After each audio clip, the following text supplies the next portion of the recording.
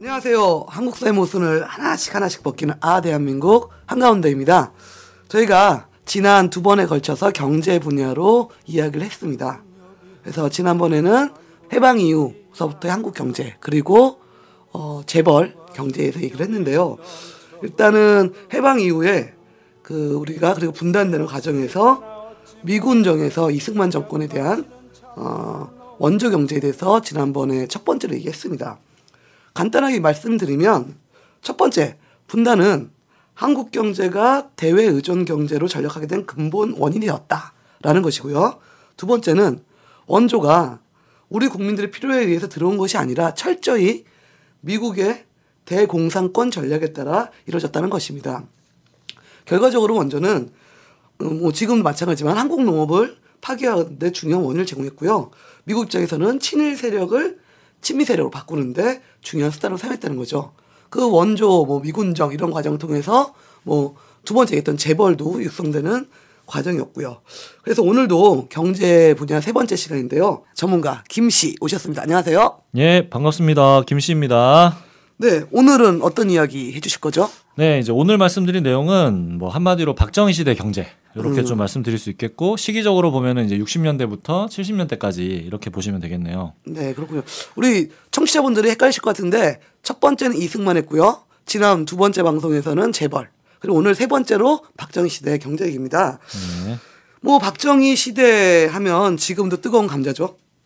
요즘 뜬금없이 박정희를 보고 반신반의 하고 추앙하는 네. 황당한 일들이 벌어지고 있잖아요. 정말 깜짝 놀랐는데요. 정말로 박정희 전 대통령을 반신반인 이렇게 표현하시는 분들이 되게 은근히 많으시더라고요. 그래서 반신반이라면 바보 아닌가? 병실 아닌가? 반신불수와 비슷한데, 일단은 근데 저는 좀 약간 이해가 안 되는 게 군사 쿠데타로 집권을 하지 않습니까? 그렇죠. 그리고 이제 그 이후에 군사 독재를 쭉 펼치면서 국민들의 지탄을 굉장히 많이 받았었고, 그리고 종신 집권을 하려고 이제 유신 헌법을 이렇게 통과시켰던 그런 장본이 있는데, 결국에는 자기 부하의 총에 맞아서 죽었던 이런 사람이지 않습니까? 그렇죠. 근데 이제 이런 권력자를 반신반인이라 이렇게 이제 하는 게 정말 좀 황당하고, 아무래도 그냥 제가 생각했을 때는 이 사람들이 그렇게 이제 얘기하는 사람들은 그냥 박근혜 대통령한테 아부하려고 좀 하는 게 아니냐 이런 생각이 좀 들더라고요. 박근혜 대통령보다 요즘 유행하는 말 있죠. 박근혜 씨. 예, 박씨죠, 박씨. 예. 근데 솔직히 쿠데타를 하지 못하는 게 이 박근혜 씨 시대에는 나온 얘기인데, 솔직히 반신반인 좀 이런 말도 처음인데 이렇게 아부할 정도면 어떠한 심정일까? 좀 저는 보편적인 생각을 가진 사람은 상상이 좀 안 되는데요. 어쨌든 그렇게 반신 좀 말도 어렵네. 이런 이해가 나오는 것도 결국 박정희 시대에 경제 성장이라는 배경이 있지 않았을까? 그것 때문이지 않을까 하는데 어떤가요? 네, 아무리 생각해봐도 이 당시에 군사 쿠데타라든가 그리고 군사 독재 이런 것들이 다 덮어질 수 있는 그런 식의 논리가 횡행하는 것도 결국에는 박정희 정권의 어떤 그 당시에 경제 발전 이런 것들이 없었으면 좀 이런 말도 나오기 어렵겠죠. 그래서 오늘 얘기하고자 하는 것도 결국에는 이 박정희 시대 경제 성장이라고 흔히들 표현을 하지 않습니까? 네네. 이런 것이 실제로 이제 어떻게 이루어졌으며, 그리고 그 내용은 뭐냐, 본질적으로 이게 내용이 뭐냐, 그리고 실제 이제 그리고 그 당시에 살고 있던 대다수 국민들은 이때 이제 어떤 식으로 이걸 받아봤었는가, 그리고 그때 당시 생활들이 어땠는지 이런 것들을 좀 조명을 해보면서 실제 박정희 시대 경제가 어땠는지를 좀 전반적으로 좀 살펴보려고 합니다. 네, 그럼 본격적으로 들어가 볼 텐데요. 아무래도 박정희 시대 경제 성장 하면 딱 떠오르는 게 한강의 기적. 이게 한강의 기적인데 그렇죠. 과연 이렇게 부를 만한지 좀 자료나 이런 거 갖고 좀 설명 좀 해주실래요? 예. 그러니까 일단은 이제 역사 공부를 좀 본격적으로 좀 하기 전에 이게 정말 박정희 시대가 한강의 기적. 예, 이게 과연 이제 기적이냐, 정말 이거부터 좀 알아보고 가면 좋을 것 같고요. 예. 일단 제가 이제 두 가지 자료를 준비를 했습니다. 네네. 일단은 첫 번째는 거의 한 20년 정도 되지 않습니까? 박정희 시대가. 정확히 하면 18년이죠. 네, 18년. 말이 좀 이상하네요. 어쨌든 하여튼 거의 60년대, 70년대 아우르는 이 박정희 시대에 이 독재 기간 동안에 한국 경제 성장률하고 그 당시 세계의 다른 나라들의 경제 성장률 이걸 한번 비교를 좀 해보겠습니다. 네네. 일단은 이제 한국이 60년부터 69년도까지 네. 요때가 한국이 이제 얼마만큼 평균적으로 성장을 했냐, 그러니까 GDP를 얘기를 하는 겁니다. 예. 이때는 한 7.5% 정도 성장을 했습니다. 음. 이때 이제 같은 기간 동안 일본은 10.5, 오. 그리고 대만은 9.1, 홍콩은 8.7, 싱가포르가 이제 8.7%, 태국은 8.0. 어이? 단위는 다 퍼센트입니다. 네네. 이렇게 좀 성장을 했습니다. 예. 그러니까 이제 요게 일단 하나가 있고 그 다음 이제 70년대부터 이제 박정희가 죽었던 이제 79년도까지 예. 이때를 좀 보면은 한국이 9.3%가 성장을 했습니다. 네. 근데 이때 이제 중국을 보면은 9.6, 오이고. 대만이 10.2, 음. 그리고 이제 홍콩을 보면은 8.9, 싱가포르가 한 9.4% 이렇게 성장을 했어요. 예. 일단은 뭐 숫자가 굉장히 많이 나와 있는데 좀 듣고 보니까 어떠십니까? 뭐 기본 평균은 했네요. 다른 우리나라 성장, 대한민국 성장만큼 흔히 말하는 아시아를 중심으로 봤을 때 뭐 네 마리 용 이런 얘기도 있었는데 네. 다 비슷하게 성장했다. 뭐 이런 건 수치상 나오네요. 예, 그렇죠. 일단은 이제 60년대 같은 경우를 보면은 그 한국이 오히려 한국 경제 성장률이 다시 다른 그 아시아 네 마리 용 뭐 이런 표현을 하지 않습니까? 네. 오히려 그때보다 더 그 나라들보다 오히려 좀 저조하죠. 그리고 70년대를 봐도 사실은 중간 정도 수준이다. 이렇게 좀 볼 수 있고 그래서 이런 성장률을 가지고서 얘기하는 것이 과연 이제 이 경제 성장률을 바탕으로 얘기가 되는 이 한강의 기적. 사실은 좀 뻥이 좀 심하다. 대대로 네. 뻥이네요.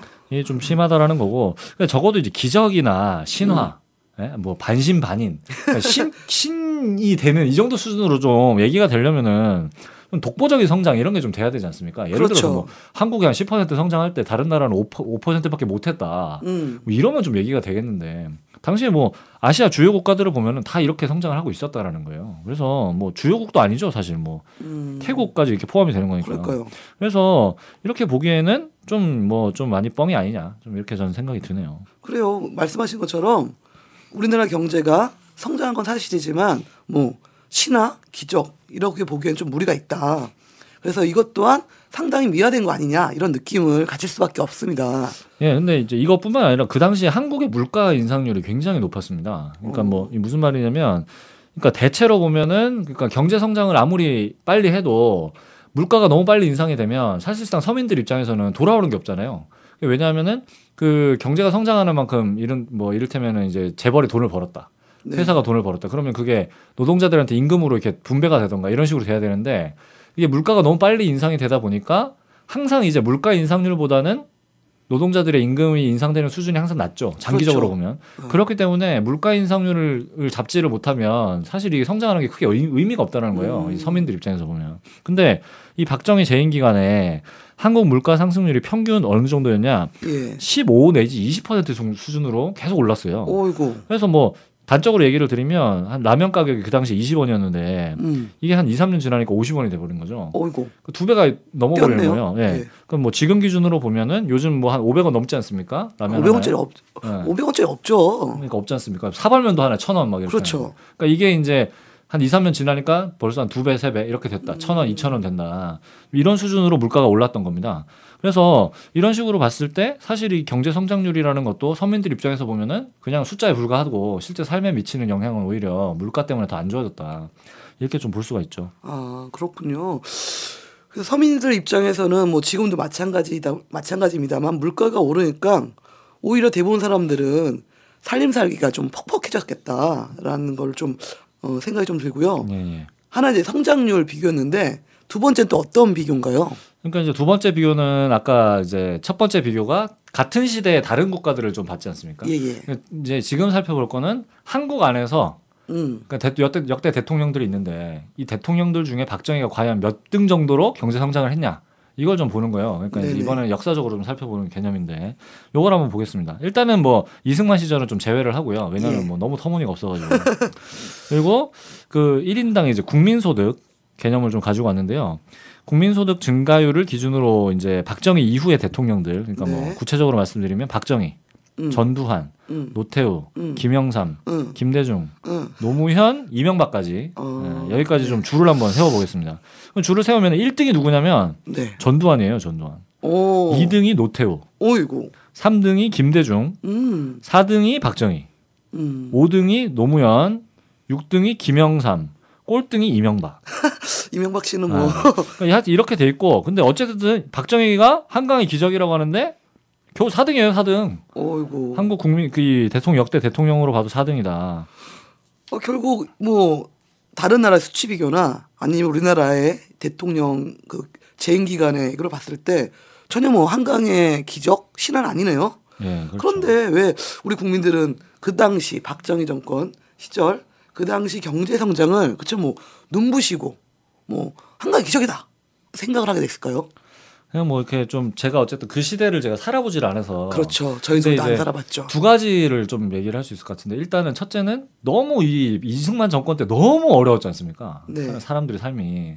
그런데 이제 어쨌든 이 박정희 시대에 들어와서 여러 가지 이제 경제적인 뭐 공장도 막 들어서고 그다음에 뭐 이제 농촌에서 막 사람들이 이동을 해가지고 도시로 막 몰려들고 어떤 시대가 엄청나게 격변하면서 그렇죠. 그리고 뭐 이제 뭐 보릿고개도 사라졌다 이런 것들은 어쨌든 객관적인 사실이니까요. 그러니까 이런 것들이 하나의 이제 그 사회의 어떤 급격한 변화와 활기찬 뭐 이런 식으로 표현되는 그런 것들이 하나의 좀 그런 인상을 좀 가지고 있는 게 아니냐. 이게 하나가 좀 있고 두 번째는 뭐냐면 그때 당시에 이제 군사 독재지 않습니까? 네. 군사 독재고 특히나 이제 후반부 같은 경우는 유신 독재로 거의 넘어가게 되는데 이때 거의 한 뭐 20년 동안 사실상 언론, 뭐 출판, 집회, 결사 이 기본적인 국민들의 권리 자체가 다 상당히 억압된 시절이었죠. 그렇죠. 그래서 이 자유로운 여론 형성 자체가 굉장히 어려웠던 뭐 긴급 조치 이런 얘기도 많이 하는데요.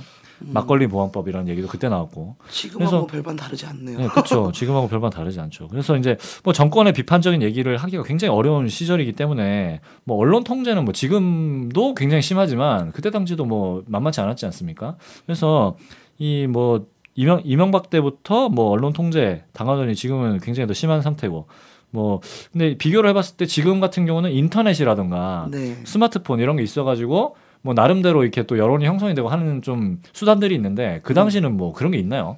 없었죠. 네, 뭐 이러다 보니까 사실 그러니까 그 기적이라는 어떤 이미지가 만들어지는 과정이 굉장히 그 언론 조작이라든가 여론 조작 이런 거에 의해서 좀 형성된 게 아니냐 이런 생각이 좀 많이 들더군요.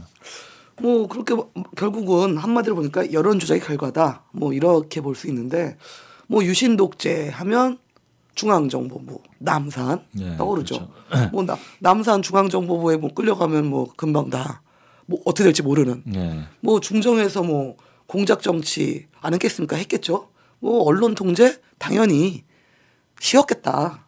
충분히 국민들한테 잘못된 생각을 집어넣어줄 수 있는 시대였겠다. 충분히 저도 공감이 됩니다. 네.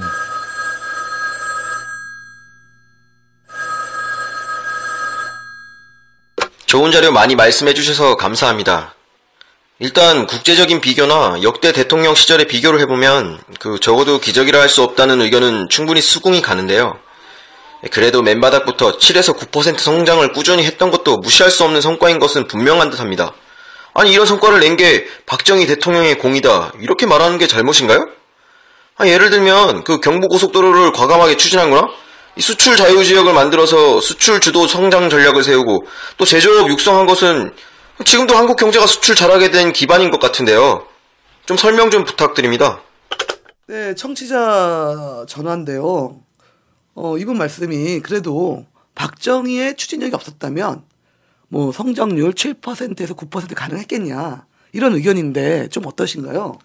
예, 일단은 이제 이런 견해를 갖고 계시는 국민분들이 상당히 저는 많이 계실 것 같다 이렇게 좀 생각이 듭니다. 왜냐하면 뭐 이 문제가 이제 그 박정희 대통령의 추진력 뭐 이런 얘기를 많이 하지 않습니까? 네. 그래서 그런 게 하나의 또 반신반인 이런 얘기까지 낳게 되는데, 근데 이제 이거를 좀 잘 볼 필요가 있는 게 어떻게 해서 박정희의 추진력이 만들어졌느냐, 그러니까 이거를 좀 잘 볼 필요가 있다. 그래서 일단은 결론적으로 말씀드리면 그 박정희 대통령의 추진력 이런 것이 이제 단적으로 드러났던 게 그 경제개발 5개년 계획 이런 거지 않습니까? 얘기 들어봤어요. 네, 장기 발전 계획을 세우고 그걸 착착착착 진행해 나가는 그런 이미지가 굉장히 강합니다. 그리고 또 이것뿐만 아니라 국토종합 개발 계획도 있었죠. 그래서 이런 것 어떤 그 장기 발전 계획이라는 것이 이승만 정권 때는 아예 없었고 이것이 이제 그 박정희 시대에 들어와서 처음 수립이 되고 이것이 하나의 뭐 집행되는 과정이 있다. 이런 것들이 하나의 또 이미지가 돼서 아, 박정희 대통령은 추진력이 대단하다. 이런 식으로 좀 형성이 된 측면이 굉장히 강합니다. 근데 이제 문제는 방금 말씀드렸던 이 두 가지 계획, 경제개발 5개년 계획하고 국토종합개발계획. 이것이 박정희 대통령 시절에 이 정권에서 만든 계획이 아니고 결과적으로 말씀드리면 이것이 전부 다 이제 미국에서 만들어준 그래서 미국이 대한반도 전략적 차원에서 수립한 계획입니다, 이게. 자세한 내용은 뒤에 좀 살펴보기로 하고요. 그래서 이 박정희 대통령이 그냥 이게 이제 만들어진 계획이 그냥 한국에서 자기가 집행하는 수준. 아, 시키는 대로? 그렇죠. 이 정도 수준이라는 겁니다. 그래서 자세한 내용은 다시 좀 뒤에 살펴보고요. 그 다음에 게다가 이런 이제 장기 경제 발전 계획 이런 것들이 결과적으로 봐도 굉장히 그 심각한 문제들을 많이 야기를 했었다 당시에. 예, 그래서 이런 것들을 봤을 때 사실 좀 이 박정희 대통령의 추진력 이런 것도 굉장히 좀 허황된 측면이 있다. 이걸 좀 자세히 살펴봐야 될 것 같습니다. 네, 그럼 이제 말 나온 김에 그 박정희 대통령의 추진력이라는 것이 사실 미국의 대한반도 전략 차원에서 수립한 계획을 집행하는 것에 불과했다. 네. 이런 말씀이신데 이것부터 좀 자세히 설명 좀 해주시죠. 예. 일단 본격적으로 좀 경제개발 5개년 계획 이걸 좀 알아보겠습니다. 이게 원래는 이 박정희 대통령이 처음에 이제 군사 쿠데타를 일으키는 게 61년도죠. 네. 그리고서 이제 선거를 해가지고 63년도부터 이제 그 대통령 이렇게 이제 들어가게 되는데 이 경제개발 5개년 계획이 처음 수립된 게 언제냐면 1958년입니다. 어이? 그러니까 박정희가 이승만 시대래요. 그렇죠. 박정희가 등장하기도 전에 이미 이제 수립되기 시작했던 내용입니다, 사실은. 그러니까 이승만 정권 시절인데 이 계획이 탄생한 주 요인을 보면은, 그러니까 당시에 미국이 굉장히 그 원조 문제 때문에 원조가 이제 그냥 무상이지 않습니까? 그러니까 처음엔 이게 국내에서 굉장히 환영을 많이 받았어요. 그러니까 국내 여러 가지 문제들을 해결을 했다. 이건 지난 시간에 말씀드렸고. 이런 식으로 환영도 많이 받는데 이거를 뭐 한 10년씩 하다 보면 어떻게 했습니까? 허덕이겠죠. 아, 그럼요. 당연히 뭐 미국이라도 등골 빠집니다. 그죠? 네. 그래서 이게 하나의 어떤 굉장히 짐처럼 돼버리는 거예요. 이게 하나가 있고 둘째는 그 당시에 이제 원조 말고도 해야 될 게 너무 많았던 거예요. 무슨 얘기냐면 일단은 소련이 그때 당시에 굉장히 많이 이렇게 갑자기 이 경제 발전이 급속도로 벌어지게 되고 이러면서 굉장히 그 냉전 체제가 굉장히 굳어지게 되는 이런 과정에서 군사비 지출이 급격하게 늘게 됩니다.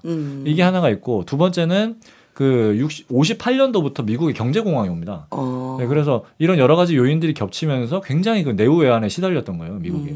그래서 이거를 좀 무상 원조를 하던 거를 전략적으로 바꿔야 된다. 이런 여론이 굉장히 팽배해집니다. 그래서 58년도에 미국이 이제 케네디 대통령 때인데 이거를 이제 적극적으로 좀 변환하자 이런 얘기들이 많이 되면서 그때 당시에 이제 이 미국 대통령들이 이거를 바꾸자. 유상 차관 이런 식으로 이제 바꾸게 됩니다. 그래서 지난 이제 경제 시간에도 말씀을 드렸는데 한국 같은 경우에는 철저하게 이제 미국 원조에 의해서 운영되던 정부가 이제 그런 상황이었는데요. 그런데 이제 미국이 경제난에 닥치게 되면서 50년대 후반부터 무상 원조를 더 이상 할 수 없는 이런 이제 지경이 돼버린 거죠. 그렇군요. 그러면 미국이 무상 원조를 그렇게 갑자기 그만두면 한국뿐만 아니라 그 당시에 원조로 먹고 살던 많은 나라들이 상당히 힘들어졌을 것 같은데 어떻습니까? 네, 그렇죠. 이제 미국이 원조를 당장 중단한다고 하니까 뭐 다른 나라들도 마찬가지였겠지만 특히 한국 같은 경우는 지난 시간에 말씀드린 것처럼 그 가장 원조를 많이 받던 국가 아닙니까? 그래서 정부 재정도 이제 거의 뭐 미국 원조 물자를 팔아가지고 그 대금으로 메우던 시절인데 한마디로 이제 뭐 멘붕에 빠지는 거죠. 그래서 미국 입장에서 한국을 살펴보면은 당시에 이제 그 말씀드렸듯이 굉장히 한국이 중요했었는데 그 냉전 체제가 이렇게 쭉 구축되는 과정에서 대소련 전진기지 이런 식으로 이제 한국을 활용할 생각이 계속 있었죠. 당시에 이제 그 미국 국방장관이 슐레진저라는 사람인데 이 사람이 한국을 뭐라고 하냐면 전선 방위 지역 그리고 전방 기지 이렇게 이제 명확하게 얘기를 합니다. 그런 정도로 이제 군사적인 활용 가치가 굉장히 높은 지역이 미국 입장에서 보면 한반도다. 그래서 이 실제로 보면은 이제 58년도부터 미국이 한반도에다가 전술 핵무기도 배치를 하지 않습니까? 그래서 근데 이제 경제적으로 한국이 만약 이 상태에서 붕괴한다. 그러면 미국 입장에서 굉장히 난처해지는 거죠. 그렇죠. 이미 이제 만약에 4.19 혁명 때 나온 것처럼 4.19 혁명도 굉장히 경제적인 이유가 크지 않습니까? 물론 그렇죠. 정치적으로 이승만이 도화선이 되기도 했는데 부정선거 때문에요. 그래서 당시에 이제 북한이 남한보다 훨씬 더 경제적으로 그 잘 나가던 시절이지 않습니까? 그래서 그 4.19 혁명 당시에 국민들이 그 이승만 독재 물러나라 이렇게 하면서 동시에 평화 통일하자는 분위기가 급격하게 확산되는 네네. 그런 과정이 있었죠. 그래서 한마디로 이런 과정 속에서 미국 입장에서 본다면 대소련 전진기지 자체가 완전히 무너져 버리는 이런 위급한 상황에 이제 처한 겁니다. 그래서 이제 미국이 이 한국을 지키기 위해서 주도 면밀하게 계획을 이제 작성을 하기 시작합니다. 50년대 후반부터. 그것이 바로 이제 그 경제개발 5개년 계획이 나오게 된 이제 배경이 되는 거고, 이게 구체적으로 어떻게 되냐면 쇼윈도 경제개발이다. 쇼윈도 경제개발. 예, 쇼윈도 경제전략 이렇게 이제 얘기를 합니다. 쇼윈도 정책이라고 하면 쇼윈도는 쉽게 말해서 상품들이 진열된 전면 유리창 이야기하잖아요. 예, 그렇습니다. 결국은 한국을 쇼윈도로 만든다는 거면 그만큼 좀 잘 사는 모습으로 비춰놓고 그걸 이제 북한이나 다른 그 당시 보면 공산권 국가들하고 이제 보여주려 했다라는 의미로 해석해도 될까요? 아, 그렇죠. 정확한 지적이시고요. 그러니까 쇼윈도에 진열하는 상품들은 가장 좋은 것들이잖아요. 그죠. 안 맞아요, 옷이 저한테. 잘 안 맞고 코디도 다 잘 해놓고 네. 이런 식으로 딱 하게 되는데, 한국 경제를 한마디로 그 쇼윈도처럼 만들려고 했다. 이것이 이제 정확하게 말하면 쇼윈도 경제전략 이렇게 얘기를 합니다. 그래서 그 경제개발 5개년 계획이 그 당시에 이제 미국의 이 쇼윈도 경제전략에 따라서 수립이 됐고, 이거를 주되게 담당했던 사람들이 누구냐면 네. 이 국방부 연구소가 있었어요. 미국 국방부. 여기가 어디냐면 랜드 코퍼레이션이라는 연구소가 있습니다. 네. 여기에서 이 찰스 울프라는 박사가 있었어요. 이 사람이 이제 주되게 이 쇼윈도 전략을 입안을 하게 되고, 실제로 한국에 이제 경제 고문단으로 와 있던 미국 오리건 대학교 사람들이 있었습니다. 이 사람들이 의견들을 적극적으로 개진을 해서 작성된 계획이 바로 이제 경제개발 5개년 계획이죠. 그러면은 그게 왜 하필이면 박정희 시대에 계획됐을까? 그렇죠. 일단은 그 이승만 정권 때부터 이것이 수립이 됐다 이렇게 얘기를 하셨는데, 그때 당시에 이미 집행을 했었어야 되는 거예요, 원래는. 네. 근데 이승만 정권이 너무 쉽게 말씀드리면 막장인 거죠, 이승만 정권이. 그래서 이거를 할 수가 없었던 겁니다. 그래서 일단은 시행을 본격적으로 하려고 하는데 4.19 혁명 막 터져버리고 이러니까 실제로 이제 시행이 안 되고 무너져 버렸었죠, 이승만 정권이.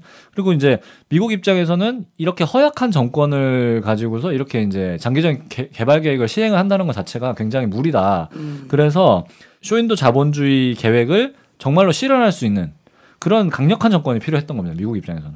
그래서 이제 그게 바로 이제 그 박정희 군사 독재 정권이 탄생하게 되는 하나의 이제 국제적인 배경이라고 볼 수도 있겠죠. 아, 그렇군요. 그래서 경제와 뭐 정치는 떨어져 있지 않죠. 그래서 예전에 우리 아대한민국 첫 번째 그 정치 분야에서 박정희 정권의 등장 과정, 뭐 대한민국의 내적인 문제나 전 세계적인 상황을 봤을 때 그런 등장 과정을 다시 한번 참고하시면 청취자분들 좀 좋을 것 같고요.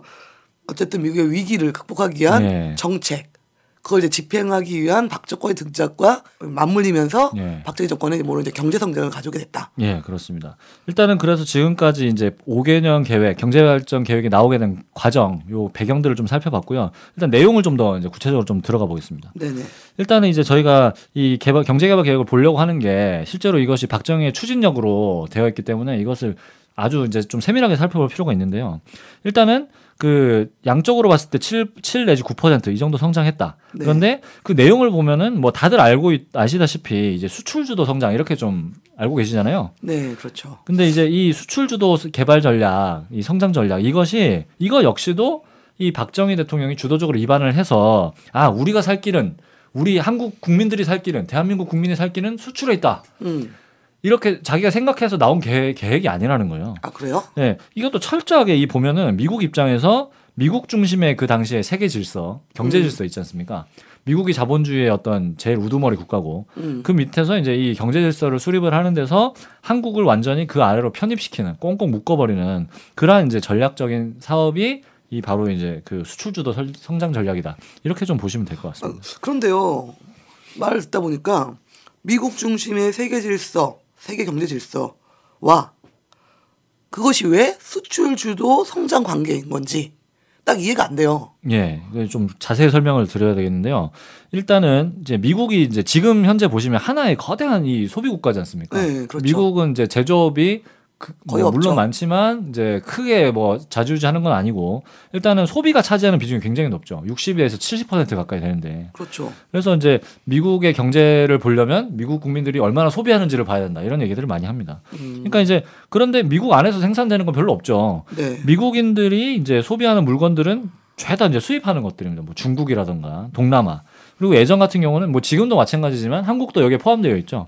그래서 이 미국이 이제 60년대부터 그 자기들의 제조업 분야들을 다른 나라들로 이전을 하기 시작합니다. 뭐 특히 이제 보면은 그 대표적인 것이 석유화학 설비 네. 이런 것들이 굉장히 많고 이 석유화학 설비가 특징을 좀 보면은 이게 보면 원유를 일단 가공해 가지고 휘발유라든가 뭐 경유 뭐 플라스틱 원료 이런 것들을 이제 생산을 하는 공장이죠. 네. 근데 이제 미국이 세계적으로 이제 석유 자원을 독점을 하고 있으니까 뭐 중동이라든가 이런 이제 나라들을 차지하고 있었으니까요. 당연히 이제 과거부터 이 석유화학 설비가 굉장히 많았을 텐데 이게 뭐 공해 설비지 않습니까, 사실. 그렇죠. 굉장히 고갱을 유발하는 설비고 이 공장에 있는 지역 주민들의 당시에 엄청난 그 항의가 심각했습니다. 그러니까 뭐 요즘 같으면은 뭐 환경 설비라든가 이런 것들이 법적으로 다 규제가 돼서 굉장히 뭐 나름대로 좀 갖추는 경향이 좀 있긴 한데 그렇죠. 그 당시는 뭐 그런 게 어디 있습니까? 뭐 다 이제 오염돼 가지고 강물 같은 경우에 다 썩어가고 이런 것들이 그 당시 풍경이지 않습니까? 그래서 이 국민들의 엄청난 반대 이런 것들을 해서 이런 것들을 이제 해외에 이전하는 이런 과정을 또 거치게 됩니다. 쉽게 말해서 그런 어떤 낡은 설비라든가 공해 설비 쓰레기 같은 거를 버린다 이거잖아요. 그렇죠. 다른 나라들에게 이거를 이제 제공을 하는 거예요. 차관으로. 그래서 이제 이게 바로 그 실제 차관의 내용이다. 이렇다는 겁니다. 그러면 네. 차관이라는 게 그 네. 박정희 작가 우리 지난번에 이제 원조는 뭐 원조도 뭐 물건이고 돈도 들어왔지만 이 차관은 경제 개발 자금으로 박정희 시대 때 들었던 차관은 현금이 아니라 공장 설비 같은 그런 거네요. 그렇죠. 거의 뭐 공장 현물이라고 보시면 돼요. 그러니까 원조 물자도 보면은 주로 현금이라기보다는 다 이제 뭐 밀가루, 뭐 기타 사탕, 뭐 예를 들어서 그런 것들이 이제 현물이라고 보시면 되고 이 차관도 마찬가지다라는 거예요. 차관도 실제로 막 미국에서 차관 얼마를 받았다. 그게 현금이 아니라 다 공장 설비를 뜯어가지고 옮기는 겁니다. 배로. 네, 실제로 그런 식으로 진행이 됐고 그래서 이제 그 한국을 쇼윈도 경제로 번지르르하게 만들어야 되는데 이 미국 내 공장 설비만으로는 부족하죠 아무래도. 그래서 이제 실제로 이제 미국이 그 왜냐하면 한국만 관리를 해야 되는 게 아니라 이 설비를 뜯어다 여러 대 나눠줘야 되잖아요. 네, 이렇다 보니까 이제 실제로 그 한국을 어느 정도 번지르르하게 만드는데 미국만으로는 좀 부족했다. 그래서 이제 미국이 당시 어떻게 하냐면 일본을 이제 끌어들이는 겁니다. 아, 일본을요? 네, 일본이 그 이미 이제 50년대 후반 가면은 그 2차 세계대전 후에 완전 폭격당해가지고 망하지 않습니까? 네. 근데 그 한국 전쟁을 거치면서 완전히 살아났죠. 살아나죠. 그래서 이제 60년대 정도가 되면은 거의 이제 세계 2위의 그 공화국 이렇게 이제 이미 등장을 하게 됩니다.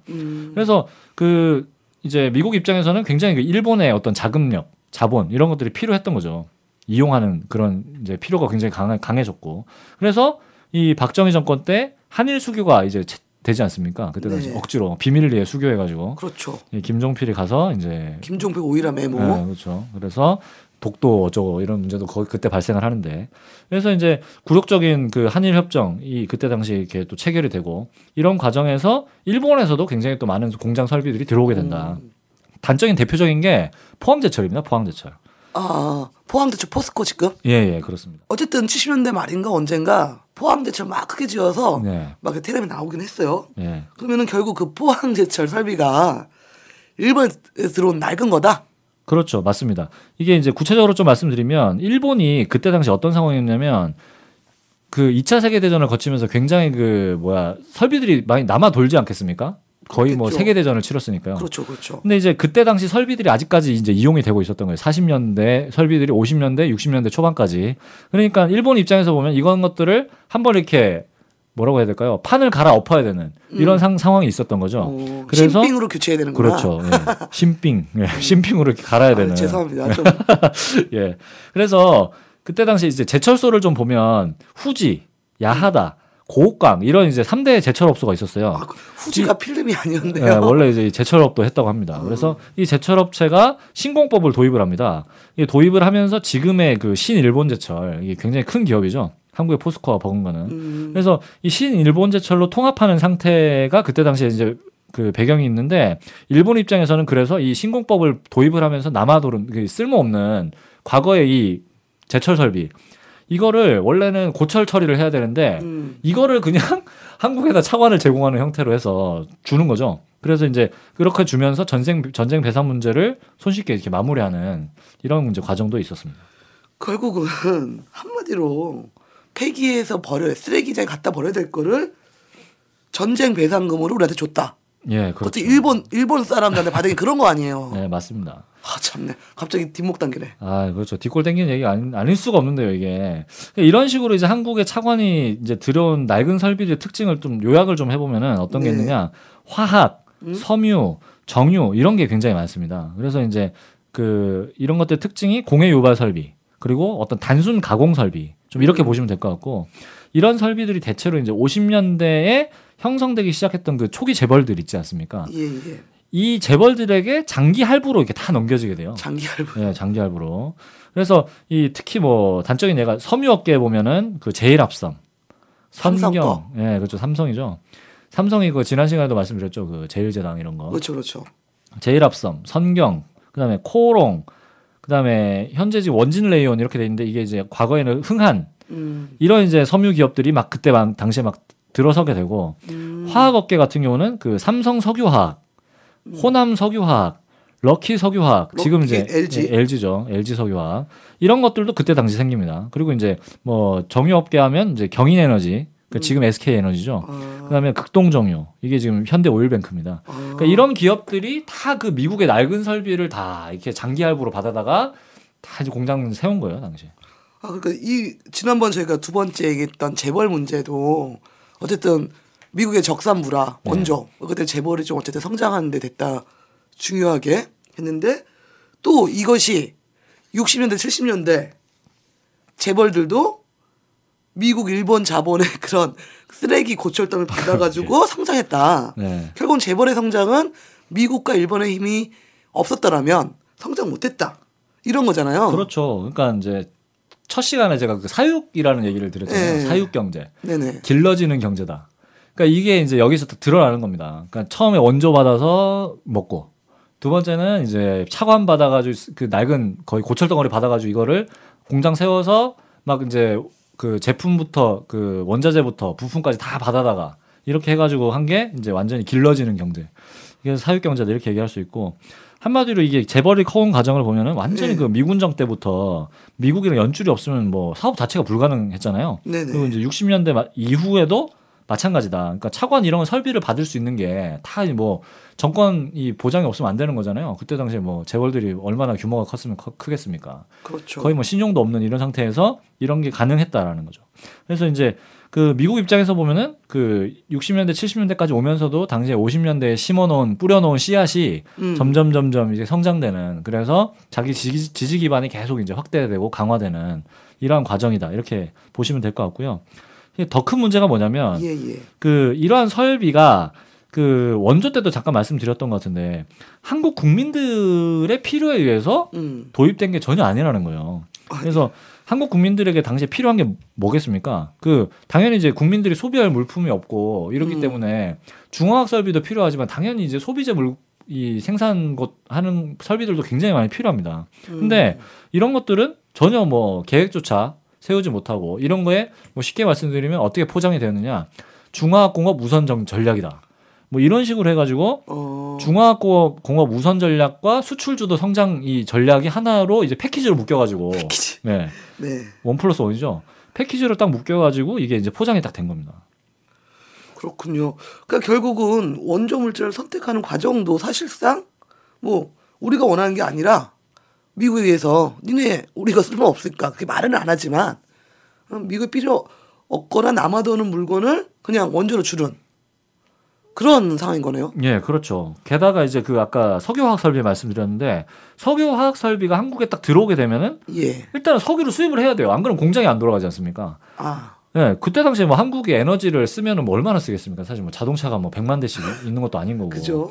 그러니까 이제 일단은 석유를 수입해야 되는 구조가 딱 이제 갖춰지는 거죠. 그리고 석유를 정제해서 뭐 한국에 쓸 데가 없으니까 당연히 수출을 해야 됩니다. 그죠? 그래서 아니면 다 재고로 쌓일 텐데. 그러니까 이제 미국 입장에서는 굉장히 좋은 겁니다. 어떻게 되냐면은 일단은 자기들이 독점하고 있는 석유를 한국에다가 팔 수 있게 된 거죠. 판로가 기본 딱 만들어지고 그 다음에 어. 여기에서 한국에서 저렴한 노동력이 결합이 되면서 석유 정제가 굉장히 싸게 되죠. 그러면 이걸 그냥 이제 정제된 결과 이 제품들을 싸게 다시 수입할 수 있는 구조가 되는 겁니다. 이런 이제 아주 그 미국 입장에서는 일석이조도 아니고 3조, 4조가 되는 거의 이런 식의 차관이 또 다른 차관 경제가 되는 거죠. 그러니까 정리를 해보면 이런 이제 석유 뭐 예를 석유 예를 드셨는데 이런 설비가 들어옴으로 인해서 물건 만들어지는데 우리가 쓸 수가 없어. 그러니까 그거는 수출을 해야 돼. 네. 그런 구조가 만들어졌다. 그러니까 지금 우리한테 당장 필요하지 않지만 그런 구조가 돼서 결국은 수출할 수밖에 없는 그렇죠. 이런 말씀이네요. 그래서 결국은 박정희 정권이 그렇게 외쳤던 수출만 살 길이다라는 말은 그냥 뭐 말만인 거고 실질적으로는 수출 안 하면 네. 다 죽는 경제가 되니까 무조건 수출을 해야 된다. 네, 그렇죠. 아니면 우리 다 굶어 죽는다. 네. 이게 그 다음에 또 가로 열고 미국이 원하는 거야 땡땡땡 이거 아니었을까요? 네, 그렇죠. 정확한 지적입니다. 참네. 그래서 이제 이렇게 딱 보시면 될 것 같은데 미국 입장에서 보면 한국에다 그냥 하청을 준 거예요. 그래서 하청을 준 셈이고, 그러니까 대기업이 그냥 중소기업에다가 이게 부품 하청 주듯이 그래서 하청 줘서 다시 사가는 완전히 갑을 관계가 딱 형성되는 이런 이제 경제가 된 거죠. 그래서 처음에 우리 경제 분야 첫 시간에 우리 김 씨가 말씀하셨던 것처럼 한국 경제를 미국의 하청 경제라고 네. 말씀하셨는데 그런 것이 이런 배경이 있다.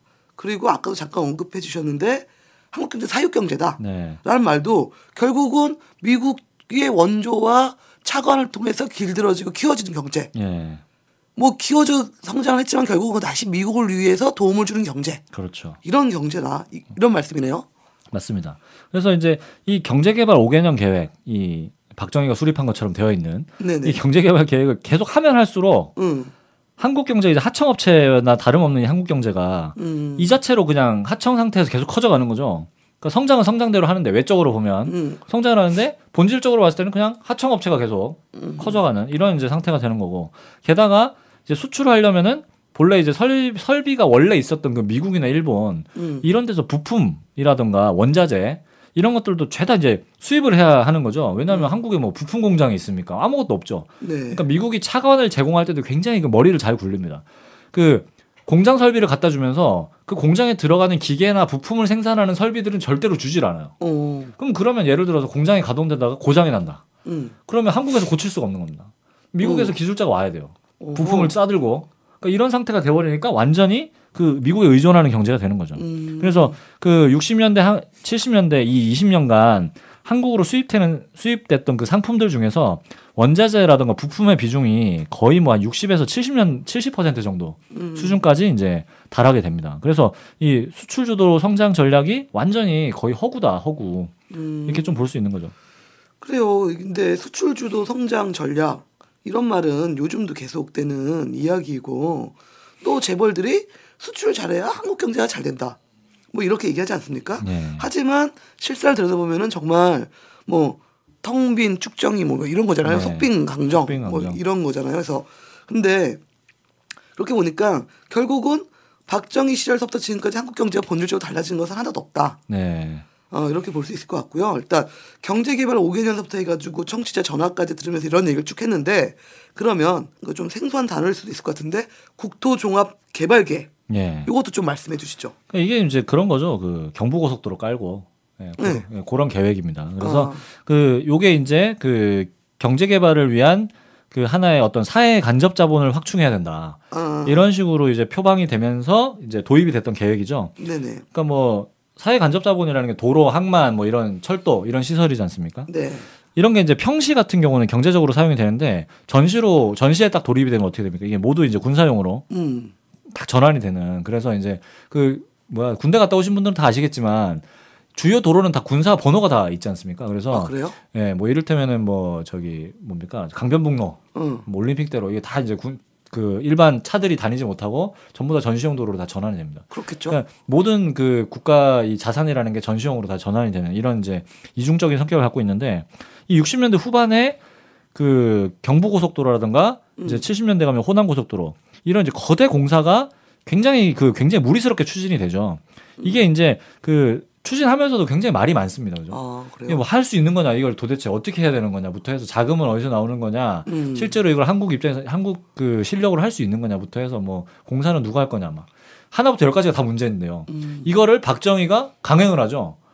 그래서 이게 와 하나의 또 신화의 또 추진력이다 이렇게 돼 있는 겁니다. 근데 이게 미국 입장에서 보면은 굉장히 간단 명령하게 해명이 돼요. 그러니까 무슨 얘기냐면 예.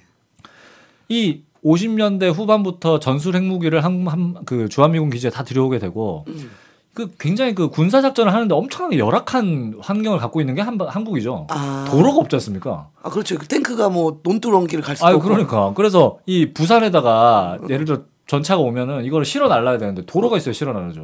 전방까지 오는데 몇 시간씩 하루가 넘게 걸리지 않습니까? 미국 입장에서는 이거를 전시용으로 관리를 하는데 엄청나게 문제가 많았던 거예요. 군사 작전을 하는 데서. 그러다 보니까 이 부산에서 서울까지 군수물자를 반드시 5시간 안에 수송을 해야 된다. 이런 이제 전략적 목표가 있었던 겁니다. 그래서 이게 이제 그 군사작전을 원활하게 수행하기 위한 하나의 방편으로 이제 경부고속도로라든가 호남고속도로, 그 다음에 이제 여기에다가 그 비상활주로까지 쭉 설치를 하죠. 이런 것들이 그래서 이제 당연히 굉장히 무리스럽게 추진될 수밖에 없었던 상황이었고, 이때가 왜 또 그러냐면은 그 베트남 전쟁도 네. 있었잖아요. 그렇죠. 그래서, 60년대. 그러면서 또 이제 당시에 그 남북 관계가 굉장히 또 악화되고 이런 과정들도 있었습니다. 그래서 그때 당시에 그 아시아 지역에서의 냉전 이런 것들이 또 급격하게 악화되는 조건에서 미국의 어떤 군사적인 필요라든가 이런 것들이 굉장히 많이 부각이 됐던 겁니다.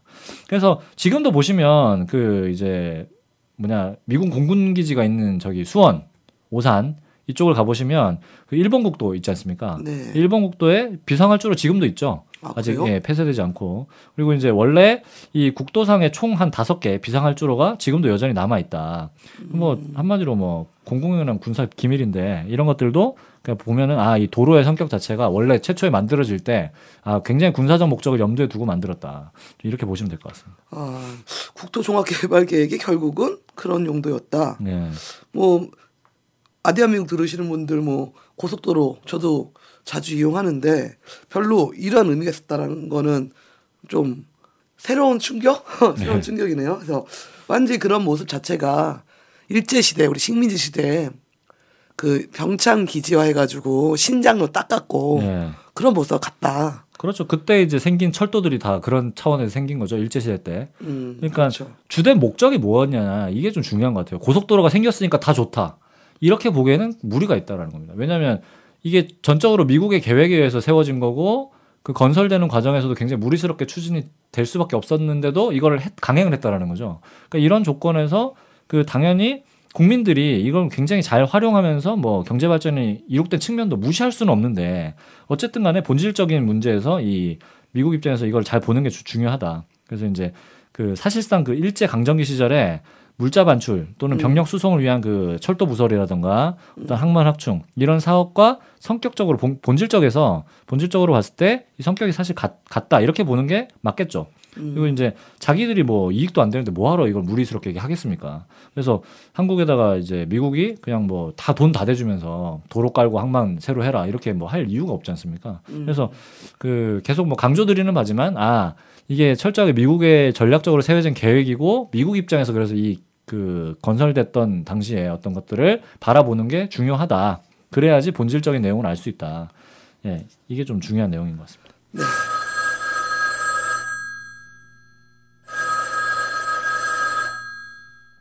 그 듣고 있자니 좀 너무하네요. 에? 그 아무리 그래도 경제가 성장한 건 사실이고 보릿고개도 사라졌고 많은 국민들이 나름 새끼밥 굶지 않게 된 거는 명백한 사실인 것 같은데요. 그 무조건 본질적으로 나쁘다고만 얘기해갖고 달라질 게 뭡니까? 너무 부정적인 측면만 강조하는 거 아니에요? 에? 그 제대로 평가를 하려면 잘된 측면도 이야기를 좀 해주셨으면 좋겠는데요. 네, 또 청취자 의견이신데요. 뭐 이런 얘기 많이 하시죠. 뭐 박정희 시대 박정희 독재 어쩔 수 없었다. 나쁜 것도 있었다. 그렇지만 잘 살게 된 것도 사실 아니냐. 그래서 잘된 걸 잘 평가해줘야지. 응? 왜 맨날 못하는 것만 평가해주냐. 이런 얘기를 많이 하시거든요. 지금도. 네, 특히 그렇죠. 박근혜 씨가 된 다음 더 많이 얘기하세요. 네. 어떻게 생각하세요? 그 뭐 구국의 혁명 이런 얘기도 했지 않습니까? 박 씨께서. 네. 뭐 좋은 의견이신 것 같아요. 일단 공과 과를 공정하게 평가하자. 뭐 당연히 옳죠. 저도 그러고 싶습니다. 근데 아무리 살펴봐도 이게 박정희 경제가 이룩된 잘된 측면이라는 게 없어요. 없어요? 네, 없는데 어쩌겠습니까? 그러니까 최초로 말씀드린 것 같은데 만약에 박정희가 오히려 없었으면은 한국 경제는 훨씬 더 저는 잘 됐다고 단언을 합니다. 오, 네, 물론 이제 역사에 물론 가정이 없긴 한데 저는 네네. 그렇게 생각을 하고 있어요. 잘된 것이 하나도 없다. 네. 이렇게 말씀하시는데 지금 박근혜 씨 시대예요. 그 김 씨도 어떻게 될지 몰라요. 근데 그러면은 일단 우리는 근거가 있어야 돼. 네. 왜 그런지 설명 좀 해주시죠. 예, 알겠습니다. 예. 잡혀가지 않으려면 그죠. 그래서 일단은 양적 성장 이것이 사실이긴 하지만은 아까 좀 전에 살펴본 것처럼 절대 기적은 아니다. 일단 말씀드렸고 이게 뭐 나름 뭐 잘된 점이라면 뭐 유일한 잘된 점이다. 저는 이렇게 생각을 합니다. 그리고 이제 문제는 이런 상황을 이런 성장을 일구기 위해서 국민들이 당한 희생 너무나 심각하죠. 겨우 그 뭐 남들 수준의 성장을 이루기 위해서 한국 경제 완전히 그 대외 의존 경제로 고착된 과정이지 않습니까? 이게 이제 지금 우리 서민들이 힘겨운 삶을 이어가고 있는 지금 이런 상황에서 가장 근본적인 원인이 또 대외 의존 경제다. 이런 것들은 신문이나 언론에서 굉장히 많이 얘기를 하고 있고요. 이런 점을 감안을 한다라면 박정희 경제가 과연 그 양적 성장이라는 것도 내용적으로 하나도 잘된 게 아니다. 네. 박정희 시절의 경제 성장에 보이지 않지만 너무나 큰 네. 폐해를 말씀하신 듯합니다. 예, 그래서 이걸 좀 구체적으로 좀 살펴보면은 몇 예, 가지로 요약을 좀 할 수 있는데요. 일단은 그 첫 번째 가장 중요한 게 대외 의존 경제가 완전히 굳어졌다. 그래서 한국은행 자료 같은 걸 좀 보면은 1962년도에 그 네. 한국과 미국, 일본 여기에서 이제 한국이 수입을 하는데 미국에서 한 수입한 게 52%, 일본에서 수입한 게 한 26% 이렇게 수입을 하게 되고 76년도에 가면은 이제 한 이것이 전체 합해서 한 50% 이상 이렇게 돼가지고 완전히 그 미국과 일본에서 모든 그 원자재와 그 부품들 이런 것들을 완전히 수입하는 이러한 구조가 고착됐고 그다음에 한국이 이제 수출하는 걸 또 보면은 완전히 저기 70년대에 갔을 때 그 42.8%까지 이렇게 상승을 하게 됩니다. 네네. 그래서 이런 통계 수치들이 보여주는 게 뭐냐 그 흔히 말하는 한미일 삼각 무역 이런 얘기를 합니다. 이게 이제 그 쉽게 말씀드리면 한국은 일본하고 미국에서 그 기계하고 이 중간재 원자재 이런 것들을 다 수입하고 이거를 저렴한 노동력을 활용해 가지고 가공을 해서 다시 미국과 일본으로 수출하는 거죠. 이런 구조가 완전히 이때 고착화됐다. 이때부터 이제 한국 경제가 이제 미국 경제 상황에 완전히 출렁이는 경제 이렇게 됐고 그 미국이 기침하면 한국은 감기 걸리는 이런 상황이 된 겁니다. 그리고 완전히 그 갑과 을이지 않습니까? 네네. 대기업과 하청기업의 사이가. 그래서 한국이 하청 경제이기 때문에 완전히 그 만성적인 무역 적자에 시달리게 되는 이런 이제 과정이 이제 되게 되는 거죠. 네, 뭐 한미일 뭐 삼각무역 구조, 한국, 미국, 일본 아주 친하네요. 그럼 그때서부터 박정희 시대서부터 지금 네. 말씀하신 것처럼 미국이 기침하면 한국은 감기 걸린다가 네. 나왔다. 네, 그때부터 이미 나오기 시작했다. 그리고 이제 그 2012년도 지금을 봐도 그 한국 무역 의존도가 굉장히 높죠. 국민 그렇죠. 총소득하고 대비하면은 113.2%예요, 무려. 그러니까 국민 소득보다 훨씬 더 많은 거예요. 이게 세계 최고 수준이죠. 그래서 한국 경제 자체가 직접적인 이 국민들의 어떤 경제 생활 이런 거랑 관련이 돼 있는 게 아니라 다 무역이랑 관련이 돼 있다는 겁니다. 네, 박정희 시대의 경제 성장 폐해 첫 번째가 대외 의존도가 엄청 심해졌다. 네. 두 번째, 그다음 문제점 뭡니까? 네. 두 번째는 이제 그 대외 빚이죠. 빚. 네, 빚이 엄청나게 듭니다. 그래서 그 아까 차관 그 낡은 설비들을 들여오는데 이게 물론 공짜가 아니죠. 미국 그렇죠. 입장에서 이제 돈을 받아가겠다 이렇게 얘기를 했으니까. 그래서 이제 차관에 의존하는 경제 이 구조 때문에 대외 채무가 이제 빚이 엄청나게 늘게 돼요. 네. 그래서 한국이 이제 80년대까지 전체 그 한국에서 만들어지는 어떤 공장 설비라던가 이런 자본들 쉽게 말씀드리면 자본이라고 할 수 있는데 이런 자본이 거의 뭐 한 40%까지 다 빚으로 의존을 했었습니다. 그래서 이 1978년도 그러니까 박정희가 죽기 1년 전에 이때 가면은 거의 한 149억 달러까지 빚이 늘어나게 돼요. 그래서 근데 이제 빚이라는 게 본래 이게 호황일 때는 크게 뭐 문제가 경제가 잘 나갈 때는 별로 문제가 안 됩니다. 근데 불황이 되면 엄청나게 사정이 달라지죠. 뭐 지금 그렇죠. 보시면 아시지 않습니까? 그렇죠, 그렇죠. 70년대 후반에 어떤 일이 발생을 하냐면 중동 전쟁이 발생을 하죠. 그래서 이때 당시에 이제 그 석유값이 폭등하고 그 세계 모든 경제가 이제 완전 불황으로 치닫게 되니까 한국 경제도 당연히 이제 미국이 기침하면 감기 걸리는 한국이 네. 살아남을 수가 없겠죠. 엄청나게 불황에 빠지는 그런 상황이 됐었죠. 아, 그 유명한 1970년대 석유파동. 아, 그렇죠. 예, 맞습니다. 그래서 어쨌든 한국 경제가 미국과 일본의 하청을 받아서 물건을 만들어서 수출하는 한국이기 때문에 결국은 우리야 상관없다 치더라도 안 사가고 그러니까 결국 우리 경제도 불황을 피할 수가 없었겠다. 예, 맞습니다. 그래서 결국에 5년 후가 되면은 이제 1983년도가 되는데 한국의 이 빚이 그 거의 한 401억 달러. 그러니까 이제 아까 그 박정희 시대 때 149억 달러라고 말씀하셨는데 예. 박정희가 죽고서 더 많이 늘어납니다. 이게 왜 그러냐면 이제 원래 원금에다 이자가 붙지 않습니까? 그렇죠. 사채도 그러잖아요. 그렇죠. 이자가 계속 늘는 거예요. 그래서 원금보다 이자가 더 많아지는 배보다 배꼽이 큰. 아, 사채 썼나 봐 그러면. 네, 거의 뭐 사채 수준입니다. 그래서 이제 이런 식으로 돼가지고 외채 문제가 굉장히 심각한 그 사회 문제로 부각이 됐었습니다. 그래서 그 당시 한국의 빚이 얼마였냐면 국내 총생산 그러니까 GDP 대비 거의 한 46.7% 거의 절반에 육박하는 이런 상태가 됐던 거죠. 그래서 그 물론 이제 다음 시간에 좀 구체적으로 다룰 텐데 외국 자본 얘기를 좀 해야 되니까 예. 이제 그 외국 자본에 의존하는 경향 이런 경향이 오히려 지금보다 더 굉장히 심각한 그런 지경까지 이르게 됐었고 그 하나의 거대한 사회 문제로 이렇게 됐었습니다. 네. 박정희 시대 경제 성장의 폐해. 첫 번째 대의존도. 의존 경제 심해졌다. 두 번째 대외 빚이 엄청 늘었다. 네네. 세 번째. 예, 세 번째. 결론적으로 딱 말씀드리면 이런 구조 때문에 국민 생활이 완전히 피폐해졌다. 세 번째가 이거고요. 예. 그래서 그 박정희 말기에 그 아까 그 제가 이자 잠깐 말씀드렸는데 예. 이게 거의 한 해에 1조 원 이상씩 지급해야 될 정도로 규모가 늘어납니다. 그래서 이게 한마디로 이자를 지급하면 국내에서 쓸 돈이 없어지지 않습니까? 그래서 이 이자 플러스 이 만성적인 무역 적자. 그래서 이제 수출을 계속하면 오히려 수출을 해서 빚을 갚아야 되는데 수출하면 적자가 늘어나니까 빚을 갚을 방법이 없는 거예요. 수출한데 어떻게 빚이 참네. 네. 그래서 그 이제 재벌 같은 경우에는 특혜를 이제 굉장히 받았는데 이 재벌이 그 특혜를 받고 자기들은 돈을 번다 이렇게 얘기를 하는데 이 빚 갚고 이자 갚는 이런 것들은 세금으로 하지 않습니까? 네. 돈 버는 돈 따로 있고 빚 갚는 돈 따로 있고. 그럼 국민 돈으로 빚 갚았다는 거 아니에요? 그렇죠. 당연히 그 국채니까 국가의 빚이니까요. 다 이제 그 기업이 보증을 서서 하는 게 아니라 정부 보증으로 다 차관을 들여왔기 때문에 그렇겠죠. 이런 일이 생기는 거죠. 그래서 이 재벌 입장에서는 원금이랑 이자를 또 자기들이 갚아야 되는 부분이 있으니까 이걸 또 갚으려면은 임금을 자꾸 억제를 할 수밖에 없는 거예요. 그렇겠네요. 그래서 이제 노동자들 임금 인상률이 계속 억제가 되고 그리고 또 그 정부가 아까 그 예산의 일부를 또 빚 갚는 데 사용하고 그다음에 또 그 임금 인상률을 낮추려면은 농산물 시장도 계속 개방을 해야 돼요. 왜냐면 그 식량 비용을 낮춰야 되니까. 싼 값에 사 먹으라고. 그렇죠. 쌀값도 계속 낮게 유지를 해야 되고 채소, 야채 이런 게 인상이 되면 그만큼 또 임금 인상률에 반영이 돼야 되지 않습니까? 그러니까 이런 것들을 못하게 하기 위해서 농산물 시장을 완전 더 개방을 해야 되는 이런 구조가 그때 이제 완전히 완성이 되는 이런 이제 지경에 이르른다. 그래서 그 농업이 피폐해진 것도 결국에는 이 박정희 시대 개발 정책의 완전히 필연적인 결과다 사실. 네, 이렇게 이제 볼 수 있습니다. 결국에는 그 국민의 세금 그리고 저축 이런 것들이 완전히 그 미국과 일본으로 다 빠져나가는 셈이다. 그러니까 국민들 입장에서 보면은 일단은 임금도 제대로 못 받아. 세금 냈는데 그것도 제대로 그 보상도 못 받고 다 미국과 일본으로 빠져가는. 그래서 완전히 2중, 3중의 고통을 받는 이런 경제가 됐다라는 거죠. 네.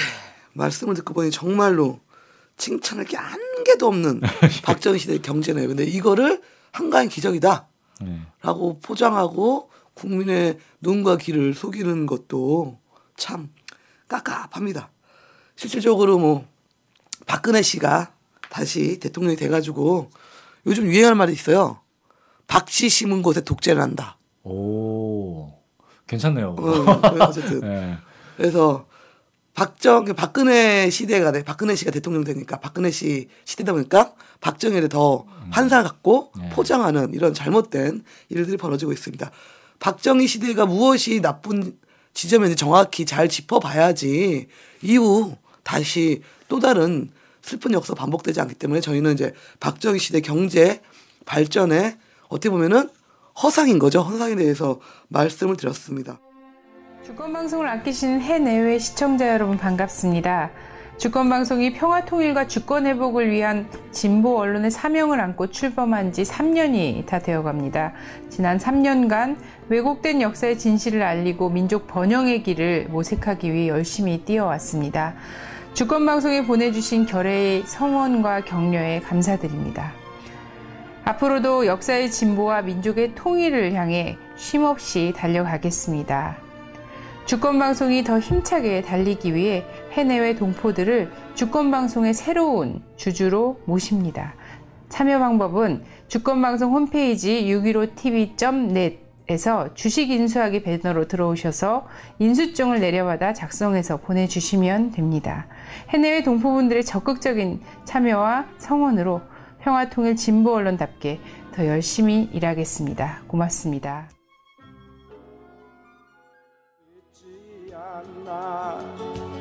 저들의 염려와 살뜰한 보살핌 아래 벌건 대낮에도 강도들에게 잔인하게 유린당. 오늘 긴 시간 동안 용감하게 박근혜 시대 박정희 경제에 대해서 허상을 낱낱이 까발린 김씨 고맙습니다. 예, 감사합니다. 예, 그러면 오늘 경제 분야 경제사 시간 두 번째 시간 마치고 다음에 또 뵙겠습니다. 고맙습니다. 예, 감사합니다. 평화롭게 살고 있지 않나. 우리의 땅, 우리의 나라. 살고 있지 않나. 우린 모두 행복하게 살고 있지 않나. 우리의 땅, 우리의 나라. 우린 여기 함께 살고 있지 않나. 양심과 정의가 넘쳐 흐르는 이 땅. 식민 독재와 맞서 싸우다 감옥에 갔거나 어디론가 사라져간 사람들은 말고 하루아침에 위대한 배신의 칼을 휘두르는 저 민주인사와 함께 우린 너무 착하게 살고 있지 않나. 우린 바보같이 살고 있지 않나. 대한민국, 우리의 공화국. 우린 여기 함께 살고 있지 않나. 거짓 민주 자유의 구호가 넘쳐 흐르는 이 땅. 고단한 민중의 역사, 허리 잘려 찢겨진 상처로 아직도 우는데 군림하는 자들의 배부른 노래와 피의 채찍 아래 마른 무릎을 꺾고 우린 너무도 질기게 참고 살아왔지. 우린 너무 오래 참고 살아왔어. 대한민국, 저들의 공화국. 대한민국.